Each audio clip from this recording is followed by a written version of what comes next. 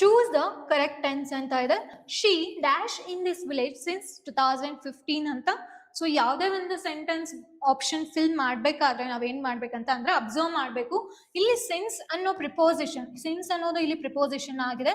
ಇದನ್ನ ಎಲ್ಲಿ ಬಳಸ್ತೀವಿ ಅಂತ ಅಂದ್ರೆ ಪಾಸ್ಟ್ ಅಲ್ಲಿ ಆಲ್ರೆಡಿ ಒಂದು ಕ್ರಿಯೆ ಏನಾಗಿರತ್ತೆ, ಶುರು ಆಗಿರತ್ತೆ. ಅದು ಪ್ರೆಸೆಂಟ್ ಅಲ್ಲೂ ಕೂಡ ಕಂಟಿನ್ಯೂ ಆಗ್ತಾ ಇರುತ್ತೆ. ಭೂತಕಾಲದಲ್ಲಿ ಆ ಕ್ರಿಯೆ ಶುರು ಆಗಿರುತ್ತೆ, ಪ್ರೆಸೆಂಟ್ ಅಲ್ಲೂ ಕೂಡ ಅದು ಮುಂದುವರಿತಿರುತ್ತೆ. ಸೊ ಅವಾಗ ನಾವು ಸಿನ್ಸ್ ಪ್ರಿಪೋಸಿಷನ್ ಬಳಸ್ತೀವಿ.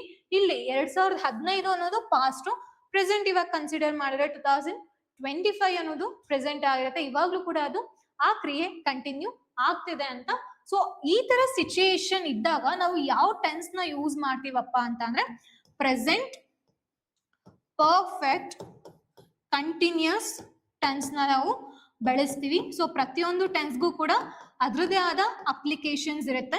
ಸೊ ಈ ಸಂದರ್ಭದಲ್ಲಿ ನಾವು ಪ್ರೆಸೆಂಟ್ ಪರ್ಫೆಕ್ಟ್ ಕಂಟಿನ್ಯೂಸ್ ಟೆನ್ಸ್ ನ ಬಳಸ್ತೀವಿ. ಸೊ ಹಾಗಾದ್ರೆ present perfect continuous tense formula ಏನಿರ್ಬೇಕಪ್ಪ ಅಂದ್ರೆ ಸಬ್ಜೆಕ್ಟ್ ಹ್ಯಾಸ್ ಅಥವಾ ಹ್ಯಾವ್. ಹ್ಯಾಸ್ ಬಂತು ಅಂದ್ರೆ ಅದು ಸಿಂಗ್ಯುಲರ್ ಇರುತ್ತೆ, ಇಲ್ಲ ಪ್ಲೂರಲ್ ಇತ್ತು ಅಂದ್ರೆ ಹಾವ್ ತಗೊಳ್ಬೇಕಾಗತ್ತೆ. ಅದ್ರ ಜೊತೆಗೆ ಬೀನ್ ಬರ್ಬೇಕು, plus V1 plus ING plus object. ಓಕೆನಾ? ಸೊ ಈ ತರ ಇರಬೇಕು ನಮಗೆ ಫಾರ್ಮುಲಾ. ಶಿ ಇದೆ, ಸರಿ ಇದೆ ಸಬ್ಜೆಕ್ಟ್. ಶಿ ಸಿಂಗ್ಯುಲರ್ ಇರೋದ್ರಿಂದ ಹ್ಯಾಸ್ ಯೂಸ್ ಮಾಡ್ಬೇಕು. ಹ್ಯಾಸ್ ಸರಿ ಇದೆ, ಬೇರೆದ್ರಲ್ಲಿ ಎಲ್ಲೂ ನಾನು ಹ್ಯಾಸ್ ನ ನೋಡ್ತಿಲ್ಲ. ಅದಾಗಿದಾದ್ಮೇಲೆ ಬೀನ್ ಸರಿ ಇದೆ. ಲೀವಿಂಗ್, ಲೈವ್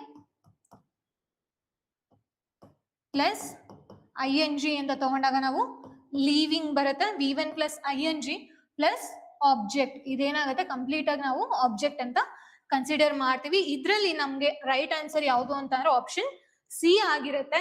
ಇದು ಲೀವ್ಸ್ ಅಂತ ಬಂತು ಅಂದಾಗ ಅದು ಸಿಂಪಲ್ ಪ್ರೆಸೆಂಟ್ ಟೆನ್ಸ್ ಆಗುತ್ತೆ. ಸಿಂಪಲ್ ಪ್ರೆಸೆಂಟ್ ಟೆನ್ಸ್ ನಾವು ಹಾಬೀಸು ಈ ತರ ಇರೋದಕ್ಕೆ ಅಥವಾ ಫಿಲಾಸಫಿಕಲ್ ಲೆವೆಲ್ ಅಲ್ಲಿ ಮಾತಾಡ್ಬೇಕಾದ್ರೆ ಮಾತ್ರ ಪ್ರೆಸೆಂಟ್ ಟೆನ್ಸ್ ನಾವು ಬಳಸ್ತೀವಿ. Simple present tense. ಲೀವ್ಡ್ ಇದು ಪಾಸ್ಟ್ ಟೆನ್ಸ್. ಇದು ನಿಮಗೆ ಗೊತ್ತಿದೆ ಇವಾಗ present perfect continuous tense. Is living ಅನ್ನೋದು ಹೌದು ಕಂಟಿನ್ಯೂಸ್ ಇದೆ, ಬಟ್ ಟೆಂಪರರಿ ಆಕ್ಷನ್ಸ್ ಮಾತ್ರ ನಾವು ಪ್ರೆಸೆಂಟ್ ಕಂಟಿನ್ಯೂಸ್ ಟೆನ್ಸ್ ನ ಬಳಸುವಂತದ್ದು.